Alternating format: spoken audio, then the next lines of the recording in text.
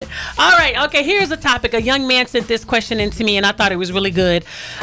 He said, "Lady Charmaine," he said, "can you help me with this?" And I said, "Sure." He said, "How do you deal with the new woman that you are dating, and she is always talking about her exes or her male friend when you two are together?" Y'all not dating? Girl, bye.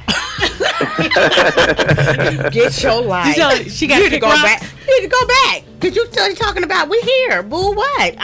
Why am I here? Right. You know, what purpose am I serving? I caught myself doing the same thing in my last marriage. I was just like, kept bringing up the past, and then I now realize why it's over, because you were still in the past.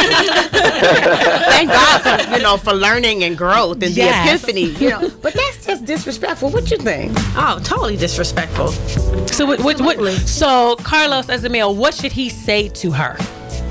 Girl, well, I think. See, I don't know if any girl, what their man said, girl, bye.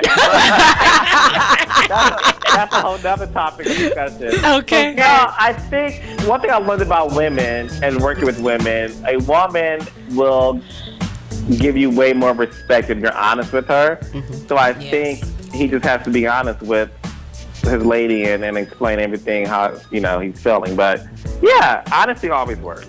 Okay. If you're just tuning in, we're talking to Carlos King. He is the king of reality television. Real Housewives of Atlanta, Real Housewives of New Jersey, Love and Hip Hop Atlanta, I Dream of Nene, Don't Be Tardy. He is the man behind all of these successful shows. His name is Carlos King. And we're talking about, basically, if your girl is always talking about her exes, what should you do? Well, they just answered that question.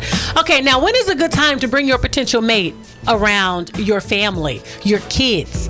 You just met him, you just in love, you all got googly eyes, you just feeling him, he feeling you, and so you got kids, and he's like, shoot, I'm feeling you. So when should you bring him around the kids?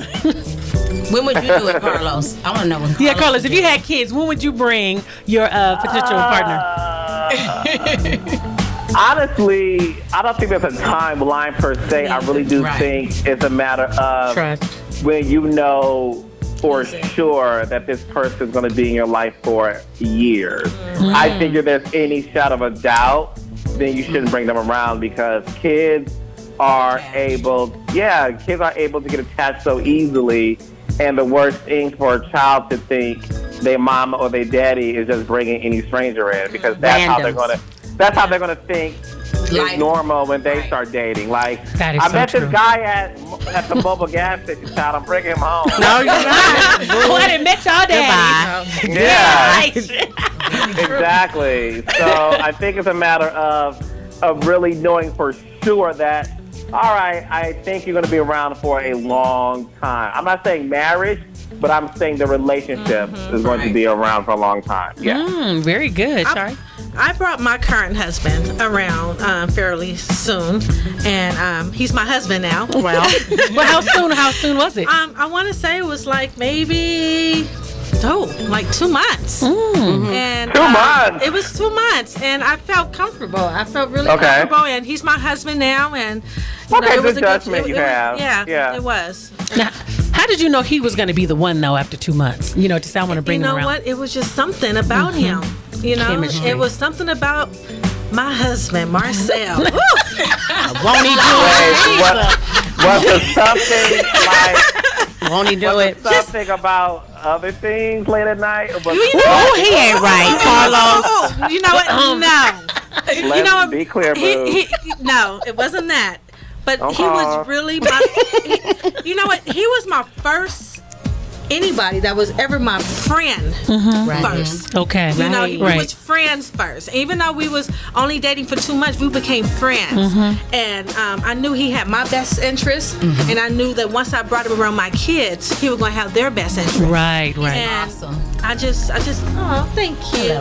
That's awesome. I feel the same way. My friend, my boo, my man, my future husband.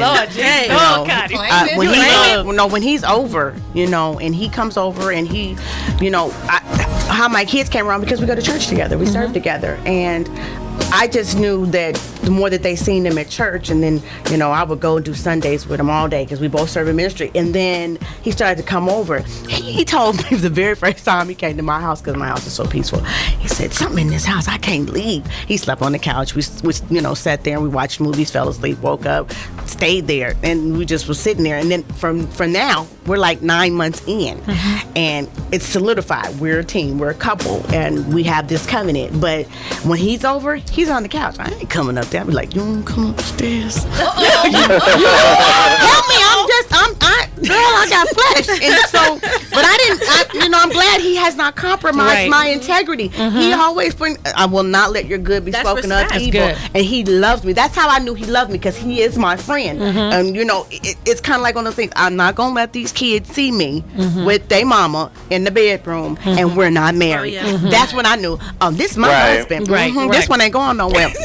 And I tell him every day, you so fine, baby. Oh, you so fine. And you look so happy. I see your pictures on Facebook.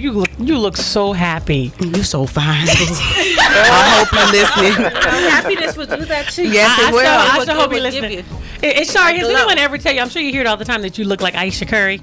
You know what? I know you hear that. Everybody keeps saying that. You know that's your doppelganger. Is she? Yeah, she is. Okay. Yeah, that's your doppelganger, girl. She's beautiful, so she is. Yeah, she I is. take that. Yes, take it all day. But you know, it's funny because with my husband, all of our dates was outside for 3 months until it started getting cold. I never went to his apartment. But the weirdest thing was when I walked into his apartment, I had never had this feeling before. It felt like I walked into my own house. Right. And it was a feeling I never felt. It was like I was transposed into my own house. And I told him, and I stopped. I was at his entertainment center, and I said, oh my God, and I was frozen. I said, because it feels like I'm at home. But I didn't know that he was my husband at the time, but I knew I was home, and his house felt like my home. It was the weirdest feeling I had ever had. Spirit. Yeah. Right. Spirit, equally yoked. And he looks just yoked. like my daddy. That's the thing that's amazing. Wow. Ecclesiastes said, What the Bible say? it's better for two to lay down for they can keep warm. It's better for two to go to war because they can fight back to back. And it's better for the two to become the one. You understand what I'm saying? The Bible says.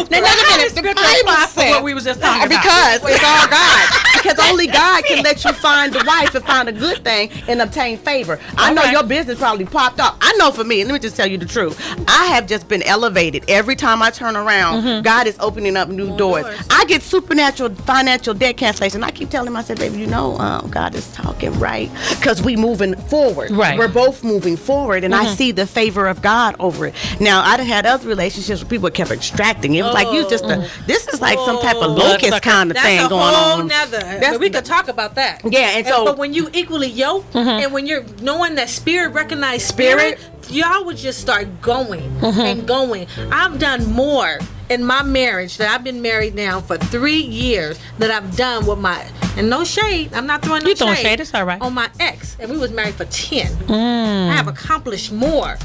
But that's the one. But he's the one. That's the one. That's your David. That's your Boaz. But ladies, you know what? We're going to continue this one next week.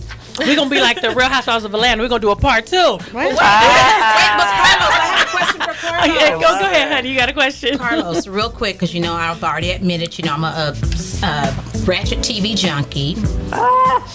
Who is your favorite and who is not? Your least favorite?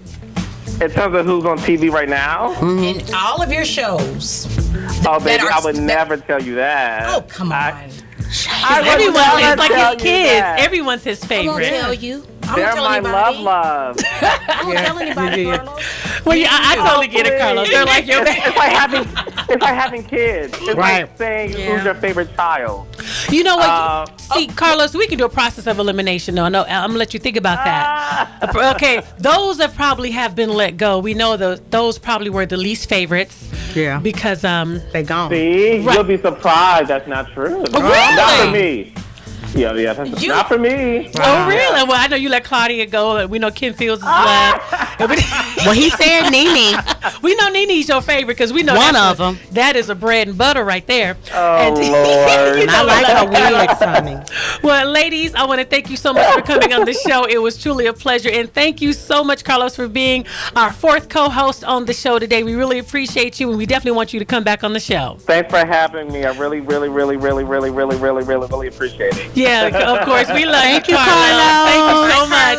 Thank you, Carlos, ladies. Velvet Bye-bye. did commit suicide. Oh, girl. See, that's shade right there. Shade, all That's day. a girl bye moment. Girl, bye. And on that note, girl, bye. Shade. Bye, Carlos. No, I had fun. Bye, ladies. Bye, Well, again, ladies, thank you so much for coming on the show. And I have to have you all back again, okay? Yes, definitely. Well, you're inside Lady Charmaine and Girlfriends. You're inside the Girls Club on 97.5 KDEE. This is Sacramento's 97.5, your true urban music experience. Having a sexy attitude even when your body is under adverse conditions. Empowering, educating, and encouraging sisters everywhere. This is Today's Black Woman with Jennifer Kim. We've been discussing developing a sexy attitude during times of adversity in our lives all this week. When your body, ladies, is out of kilter, you need to lose weight, you need to exercise, eat better, take better care of yourself. It may help if you just begin seeing the end results before you even begin the process. Just envision how